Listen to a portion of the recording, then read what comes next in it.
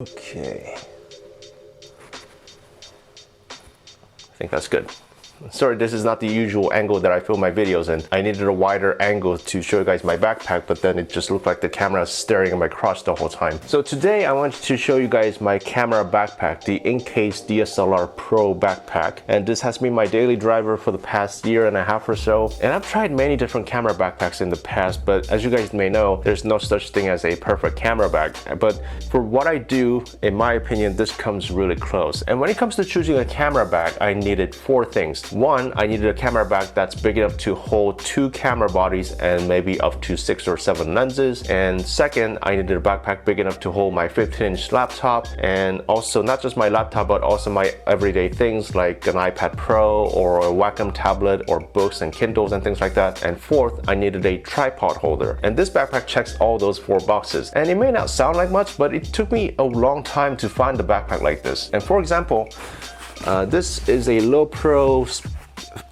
something or other. This is a low pro fast pack 250, and in terms of volume, these 2 backpacks are very similar, and it even has a space for a 15-inch laptop. But the problem is the rest of the space is divided horizontally. So at the bottom half here you can fit a maybe 1 camera body and maybe 2 or 3 lenses, and this upper half bit here is for other stuff. So again, the problem is, other than your laptop, anything that's bigger or wider than maybe 8 inches would not fit in here. So like my iPad or Wacom tablet or books, you cannot fit into this backpack. So for me, this whole half of the backpack is useless. On the other hand, on the Incase backpack, the spaces are divided vertically. So the back half is dedicated for camera gears and the front half is for laptops and books and things like that. So I'll just quickly go through some of the features and design, and I will also show you guys what I have inside so you guys have an idea of what you can fit inside here. So this is what the back looks like. And at the front here, we have a big pocket here. There's my GoPro, some dongles, a Swiss Army knife, and chapstick. You can fit things like your sunglasses, your wallet, your passport. It's pretty spacious. And also at the front here, you have this deep pocket. The only thing that I don't like about this pocket is that there's no zipper on it. So it's not the most secure place to keep your things in. So I don't use this pocket a lot, but when I'm traveling, I can just quickly drop in my Kindle or my books. I wouldn't recommend keeping any valuables in there, like your passport or your wallet. And like I said, it's a pretty big pocket. It's a shame that it doesn't have a zipper. On the side here, we have 2 pockets. We have a pocket up here that doesn't have a zipper. I don't know if this was supposed to be a water bottle holder, but it's really shallow and I don't think any water bottles will fit in here. And there's another pocket down here. I usually keep my SD card wallet in here, or sometimes my wallet or some extra batteries and things like that. On the other side, we have a tripod holder, which is really nice because my other backpack also didn't have a tripod holder. Any normal size tripod would fit in here nicely. One problem is, let me show you something.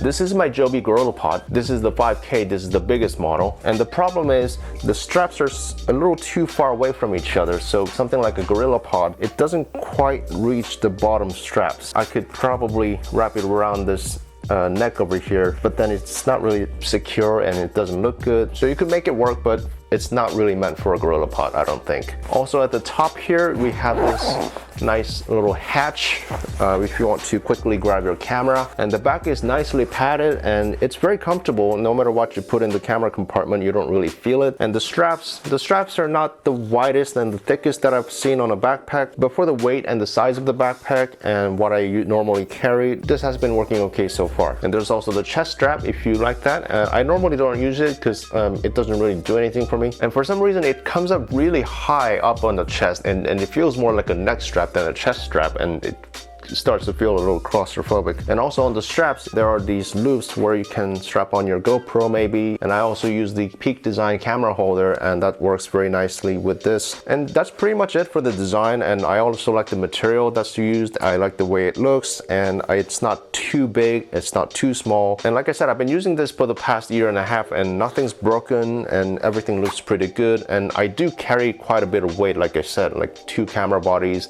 a 15-inch laptop, 6 or 7 lenses, and my tablets and books. And the straps still look pretty good. They're still very comfortable. And now let's open this up and see what's inside. Okay, so I'll show you guys what I have on the inside.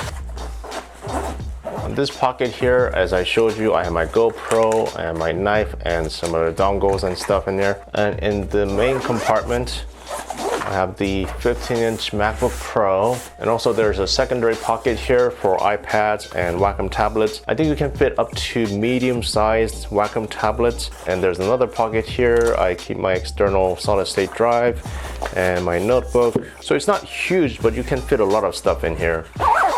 And now let's get to the fun stuff.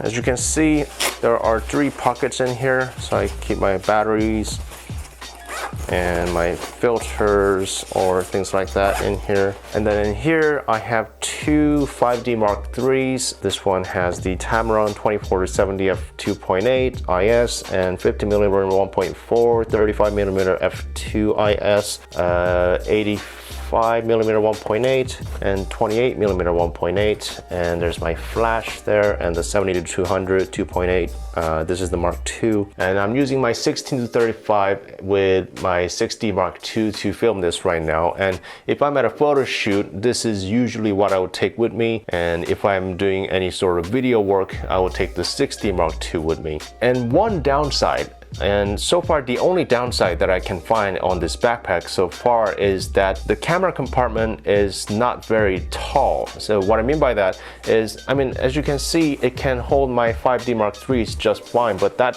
is about the maximum height of the camera compartments. So if you have cameras like the 1DX Mark II or D5, those cameras will not fit in this backpack. And if you like using battery grips with your cameras, I usually put it here, but I have to take out some of the lenses. And this is the battery grip for my 6D Mark II, and this just barely fits in here, and even that's a little too tall for this backpack. I don't think it's meant for it. But if you have Nikon cameras, Nikon battery grips don't have this vertical bit here, which is a much better design in my opinion, but that will fit in here much better. And also I think Incase does have a slightly bigger version of this backpack. I forgot what it's called, but I think that backpack has a camera compartment that's a little thicker. But I wanted a backpack that's not too bulky, so this works for me 95% of the time. And the 70-200 with the lens hood, I think this is the biggest lens that I own right now. It can fit in here no problem, even with the tripod mount, no problem at all. And the outer layers are pretty nicely padded as well. It's not the thickest foam,